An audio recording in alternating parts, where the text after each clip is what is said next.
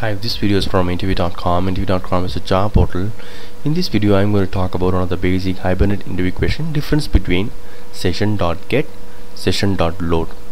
Let's see session.load. Session.load means it will always return a proxy object without hitting the database. In Hibernate, a proxy is an object with a given identifier value. Its properties are not initialized yet. It looks like a temporary fake object. Say for example, you have a customer entity object, so you will be getting like customer proxy. If no row found, it will throw an object not found exception. Say for example, you are getting session.load, you are giving the class and the ID. It will not hit the database, okay? It will just give you the proxy object. The load method never returns null. The get method returns null if the object can't be found. The load method may return a proxy instead of a real persistent instance.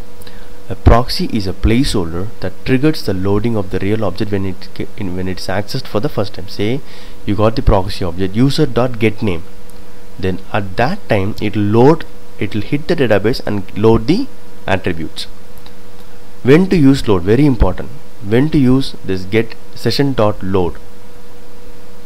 If you are sure that persistent object, that exact user is available in the table and non-existent should be considered as exceptional, load is a good option.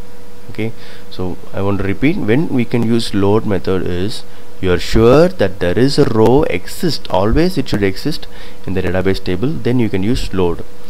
And if it does not exist, it's an exception scenario, then you can perfectly go ahead with load method. When you can use get method. Get method, if you are not sure whether it will be available or not, then you can go ahead with get method. It will always hit the database and return the real object, an object that represents the real database row, not the proxy. If no row found, it returns null. Not a problem at all. If it exists, I will get the object. If it does not exist, I'll be getting a null. That's fine. These are the difference between session.get and session.load. Hope this video is useful. Thank you and all the best.